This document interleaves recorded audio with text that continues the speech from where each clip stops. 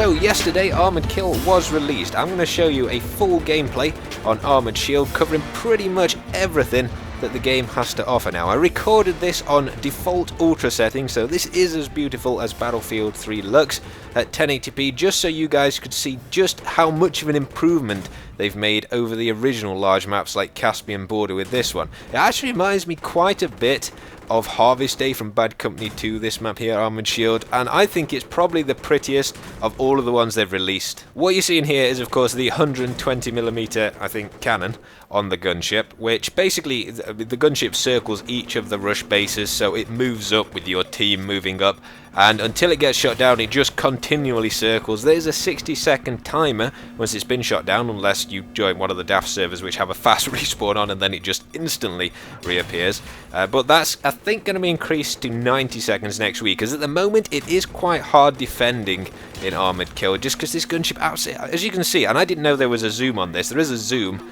but I didn't realise this was just my first bit of gameplay in the gunship. It felt a little bit overpowered, so I haven't really used it that much. But you can zoom in, and as you can see, even not zoomed in, you can take out people so quickly.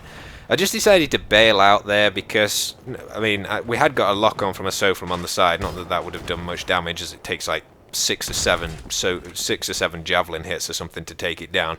But I figured as I was over the objective, I could get in here and plant. What I've noticed actually is how much it affects gameplay, the AC-130. Everybody seems to be looking up at the sky now, and almost every engineer seems to be taking the Igla or the US equivalent. A lot of people have been telling me that the gunship's a little bit overpowered, and I disagree. I think that it is pretty powerful if the other team doesn't have any teamwork, but you can take it out within literally 30 seconds if your team actually works together. It's quite a big change up in gameplay going to Armored Kill, because you do require a lot of good players who are actually willing to work together if you're going to succeed in this, or it turns into, as you can see from the destruction here, and my team was not particularly good here defending. I'm sort of mixing clips up of attack and defense.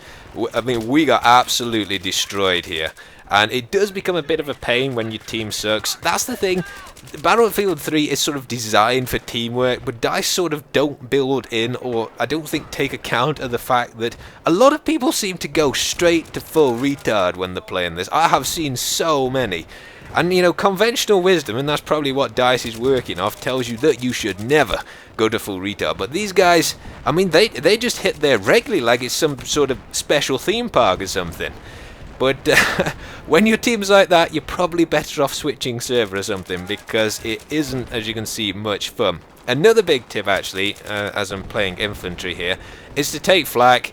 Flak is probably the most important thing now in this. The gunship can one-shot you if it hits you directly, but flak does certainly help quite a lot. If you're wondering, by the way, why my aim seems slightly off compared to the last video I put up, and I did sort of mention this in that God Gun video I put up a few days ago, it's because when you have everything on ultras I've got here, it does kind of create sort of weird mouse. My mouse feels like I was playing on sort of an ice rink, not very precise or whatever, so I probably won't play on ultra for a lot of the gameplay. And the SCAR here, which you may be wondering about, I swear this has got to be one of the worst weapons in Battlefield 3. Like 20 bullets, and it seemed to take 4 to take most people down, like just as much as any of the other guns. And it, oh my goodness, with a holographic sight, this was an absolute nightmare playing this. But I thought, you know what, I haven't used this guy in a while, and it does look cool with a silencer on, so why not give it a go? Now the vehicle I'm using here is the new Tank Destroyer, which lived up to its name in that clip, but I think we traded there. And this, incidentally, is one of the other new vehicles, the M142, which is the US version of the artillery unit. And you kind of use it like a mortar. That's why I've got the big map up in the left-hand corner. You can see on it, which is something they've included now for the mortar as well, little rings appearing like they appeared where that tank was. I don't know if you'll be able to see this on YouTube, but that's basically how you range it, because I've seen some people literally drive right up to the enemy because they're wondering where these rockets are actually going to. Has been a bit of a pain in the neck, this, to be honest, because it can also one-shot you if you're using flak. I think they ought to sort of buff flak against these kind of things, so that if you do have it, you don't get one-shot, and at least gives you a chance to take cover. This bit of clip here is, of course, taking out the gunship. It did manage to flare those 2 missiles there, but it was on low health, so managed to take it out with the main gun.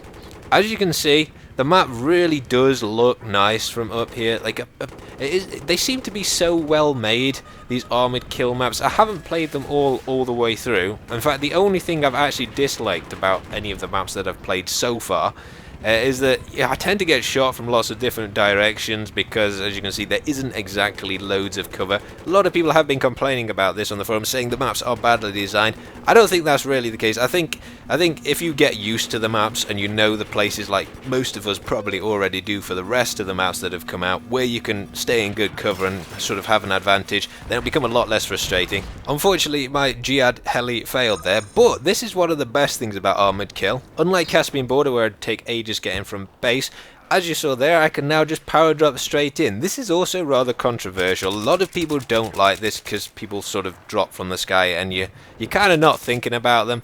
But, I mean, I've noticed over the last day that a lot of people have got a lot better at spotting things coming out of the sky, like other parachutes. And whereas I wasn't used to looking up where the AC-130 was, or if anybody was parachuting down on me, I've kind of got used to that now. So instead of just checking around at ground level, I also have a good look up at the sky quite often, just to make sure that I know where the gunship is and where the enemy might be coming in on defense. Now, one thing which really concerns me whenever I put up a video like this is that through the power of editing, I can sometimes make games which aren't particularly good look better than they actually are, and I feel I've kind of done this a little bit in this video. Armored Kill can be very, very frustrating. If you asked me whether or not you should get Armored Kill, in fact, if you had a choice between Armored Kill or Close Quarters, Close Quarters doesn't even compare to this. It is complete rubbish in comparison. So buy this if you had to make a choice between these two expansions. But if you were interested in just getting Armored Kill, I'd say only get it if you're really interested in seeing Battlefield 3 look perhaps as beautiful as you will ever see it look. And also if you want sort of rare, epic moments, which the AC-130 lets you have in this, power dropping down with the flares blowing and all that kind of thing. If you're interested in more balanced gameplay, it simply doesn't provide that. Battlefield 3, I think, has become a little bit more imbalanced with the inclusion of the AC-130, especially attack versus defense in Rush. Less of a problem in Conquest, though. If you enjoyed the video, please do tell me in the comments or leave me a rating. Thanks for watching, and I'll see you guys in the next chapter.